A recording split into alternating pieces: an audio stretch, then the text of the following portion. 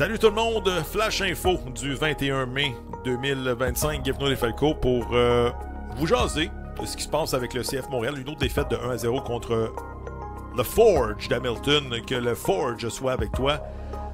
Parenthèse, qu'est-ce qui arrive avec la bière, la Forge du Malte? Je referme la parenthèse. On n'est pas ici pour décortiquer le match. As-tu vraiment quelque chose à dire? Mis à part que CF Montréal n'est pas une bonne équipe. Ils ne sont pas capables de gagner et de mouiller le maillot en MLS. Et 2-3 jours plus tard, ils perdent contre une équipe de division inférieure ou bien la première ligue canadienne. On ne s'ostinera pas là-dessus. C'est un beau but du côté du Forge Hamilton. Pas beaucoup de faits saillants du côté de l'attaque du CF Montréal. Une attaque anémique, sans saveur, sans couleur, sans odeur. Bref, vous connaissez tous les termes. Y a-t-il d'autres choses à dire qu'on accumule les défaites? Et, vous lisez comme moi tout ce qui se passe sur les réseaux sociaux, Facebook, Twitter, Instagram, ça devient ridicule. Y a-t-il quelqu'un à un moment donné qui va faire une intervention chirurgicale et refermer la plaie?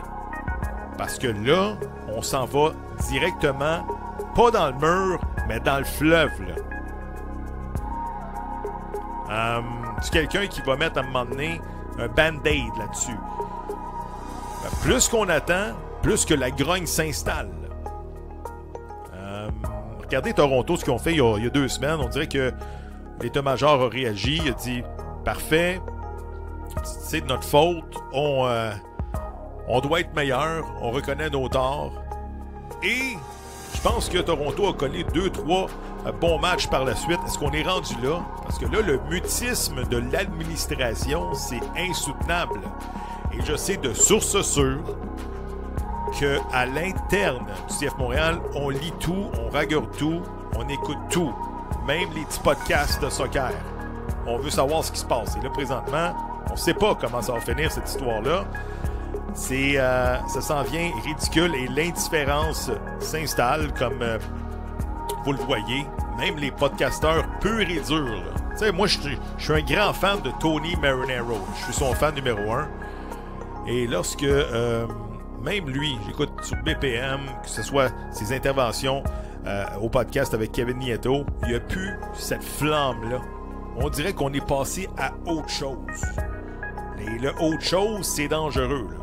Quand ça te fait plus rien de perdre, bref, tirez-en vos propres conclusions. Il va falloir virer ça de bord rapidement. Comme je t'ai dit, c'était pas prévu aujourd'hui, le petit podcast. J'ai pas le temps de toute façon. J'ai d'autres choses à faire pour l'instant. Mais je continue à tout consommer, que ce soit au fond des filets. Notre ami également Max Truman, qui est dans les coulisses, fait des bons reportages sur X. Également la radio du Ballon Rond avec Mathieu. Et j'ai vu même Jeff Morancy qui prend une pause de podcast jusqu'à temps que l'état-major s'explique et on va voir par la suite. J'ai même écouté ce qui s'est passé dans la ligne ouverte de BPM Sport dans les 2 derniers jours. Tu sais, des 2 derniers matchs. Rien de positif là-dedans. Mais là, écoute, on est en crise, là. Et je pense qu'il manque un S également parce que si vous regardez ce qui se passe également du côté de Mathieu Charon des 1642 qui ont écrit une lettre expliquant pourquoi ils se sont retirés des sièges dans le dernier match. Est-ce que la cloche va être éventuellement retirée du stade également? Ça, c'est une question que je me pose, là. Parce que là, pour l'instant, c'est le mutisme et on demande que l'organisation sorte. Je veux dire, l'organisation présentement, comme je suis d'accord avec Tony, manque d'expérience, manque de compétences. Lorsque tu as laissé partir M. Wikipédia lui-même, c'est-à-dire Vassili Krimanidis, qui connaissait toute la convention collective au complet, et Olivier Renard, c'est pas compliqué, t'es fait chier, ils sont partis. T'as fait chier Wilfrid, il est parti. La seule bonne saison qu'on a eue, comme dans les 5, 6, 7 dernières années, c'est l'année 2022, on le sait, ça a été magique, 65 points de classement. Pourquoi ils sont partis? C'est cette question-là, faut que tu te poses, là. Pourquoi qu'ils sont partis? Parce que tu avais des gens de qualité à l'intérieur. Ils sont partis et t'es remplacé par Gabriel Gervais qui n'avait pas vraiment d'expérience comme GM et les deux fils Saputo. Et ceux qui vont dire, bah, tu sais, ils sont jeunes, tu sais, il faut leur donner le temps. Hey, Theo Epstein, là, si vous connaissez le baseball, Theo Epstein, il a viré ça de bord sur un moyen temps avec les Red Sox de Boston. Il a été nommé à la tête d'une des plus grandes franchises de baseball à 28 ans. Il est devenu GM des Red Sox en 2003. Ils se sont fait sortir par les Yankees dans un match numéro 7 épique. Puis l'année d'après, il gagnait le championnat, la Série mondiale en 2004, une première depuis 86 ans avec Boston. Arrêtez de me dire qu'ils sont trop jeunes. Si sont-ils trop jeunes? Sont-ils incompétents? Je ne sais pas. Mais Theo Epstein, à 28 ans, il répondait aux questions, faisait face à la musique, puis dirigeait les Red Sox de Boston. L'âge, c'est pas une excuse. S'ils sont en place, ils doivent rendre des comptes, ils doivent parler aux médias et aux clubs et aux fans. Je m'excuse, arrêtez de vous cacher, là. On est rendu là. Un bain de médias, c'est ça que ça vous prend. Répondez aux questions. Puis ceux qui disent que l'effectif du CF Montréal est jeune, je comprends. Le FC Barcelone, en demi-finale de la Ligue des Champions, l'âge moyen des joueurs, 24 ans. Fait que si t'es assez bon pour jouer, tu joues. Si t'es pas assez bon, ben tu joues pas. Fait que l'excuse que t'es trop jeune puis tu dois apprendre, hey, il y a d'autres exemples ailleurs dans le sport que ça fonctionne puis ils faisaient face à la musique. L'administration va parler quand? Bon, selon notre ami Max Truman, on mentionne qu'ils vont peut-être donner une entrevue là, dans quelques jours, quelques heures, on ne sait pas. Peut-être, encore une fois, à JF Teotonio et à Alexandre Pratt, un duo.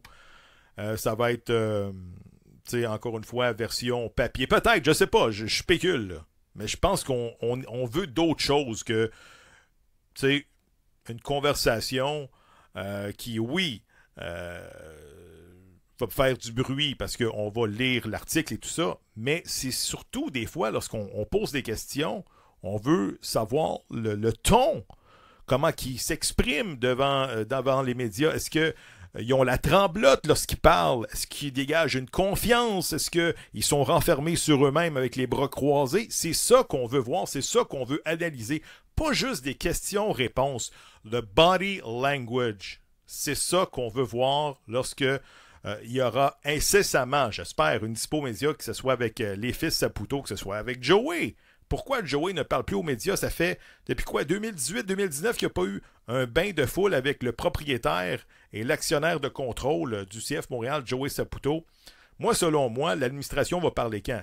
Si jamais, bon, il n'y a pas d'entrevue avec la presse, avec JF Teotonio, Alexandre Pratt, moi, je pense que le moment choisi, ça va être dans le coin du 5, 6, 7 juin. CF Montréal est en bail cette semaine-là, ou bien c'est une pause internationale, et pour rester relevant dans l'actualité, c'est ça qu'ils vont faire. Je pense que c'est là qu'ils vont sortir. C'est là qu'ils doivent sortir. Parce que là, la saison est complètement scrap. Tu es encore à 12-15 points d'une place en série. Tu es loin. Je sais qu'il y a bien des optimistes qui disent « Ah, ils vont gagner 4 games de suite, puis ils vont revenir dans le portrait des séries. » Hey, ils ont gagné une game en 15. Là. Comment ça se fait qu'ils gagneraient 4 games de suite? Et regardez les clients qui s'en viennent justement au Stade Saputo, où tu affrontes le LAFC en fin de semaine avec Olivier Giroud, avec Martinez, avec Denis Bouanga, Hugo Lloris, etc. Je pense que LAFC est installé au 4e ou 5e rang là, de la conférence de l'Ouest. Bref, je veux dire, si vous voulez aller voir un bon spectacle en fin de semaine, et si vous êtes un fan de foot, je pense que vous allez être servi. Peut-être pas par le CF Montréal, mais par l'autre équipe. Denis Bouanga, qui encore une fois fait un super beau but en fin de semaine. Bref, on s'en va où? On s'en va... on veut des réponses. C'est ça qu'on veut. Et ceux qui pensent que les médias sont durs avec le CF Montréal actuellement, là, oubliez ça. Comme je l'ai dit dans le passé, l'Inter Milan a perdu comme le championnat il y a une couple de semaines où ils ont perdu une demi-finale en Coppa Italia, même si, ils sont impliqués sur 3 tableaux, ils se faisaient lyncher, littéralement par les médias italiens. OK? Et en 1990, pour ceux qui veulent faire un parallèle avec le hockey, là, la saison de misère des Nordiques de Québec, je pense 89-90, le Zoo de Québec, à l'époque, riait Il se moquait littéralement des Nordiques de Québec et avait même composé là, ou repris la chanson de Michel Barrette, le temps d'une dinde, ou genre on veut une équipe de dinde, quelque chose comme ça. Et ça, je veux dire, ça a bien plus d'exposure à l'époque que le petit club de foot qu'on a présentement à Montréal. Je veux dire, si ça c'était de la pression, on s'attaquait aux joueurs dans cette chanson, Marcel Aubu, les tartes au Pacan et tout ça. Ça, il y avait de la chaleur à l'époque, justement, sur les Nordiques de Québec. Bon, quelques années plus tard, ils ont gagné la Coupe cette année avec Colorado, mais quand même, si vous pensez qu'on est tough à Montréal avec ce club-là, je veux dire, oubliez ça, là. Ça, c'était de la pression dans ce temps-là. Là, je veux dire, si F Montréal a perdu, OK, ouais, pis, je n'étais même pas au courant qu'il y avait une game. Les purs et durs comme moi, oui, ils vont peut-être être durs envers l'équipe parce que, bon, on veut savoir qu'est-ce qui se passe avec cette équipe-là. On est un petit peu, bon, la voix des fans. Bref, je ne sais pas ce que vous pensez de ce petit podcast-là. Et moi, je vous donne rendez-vous peut-être... au podcast des Blue Jays. Oui, justement, avec mon ami Jérémy Filosa. On aime vraiment bien parler de ce sport-là, le baseball, qui manque notamment à Montréal. Bref, continuez à supporter tous les podcasts qui se font à Montréal, que ce soit Tony, que ce soit la radio du Ballon Rond, Sofiane et Nilton. En passant, je suis tous des fans. Je vous écoute toutes à chaque semaine. Merci d'avoir été là. Mathieu Charon, lâche pas ton bon travail. Ils vont finir par parler et je vous souhaite justement un bon match au Stade Saputo contre le LAFC en fin de semaine. Des très bons billets en passant sur StubHub pour entre 12 et 15 $. Vous allez pouvoir regarder des joueurs qui ont notamment remporté la Coupe du Monde avec la France en 2018.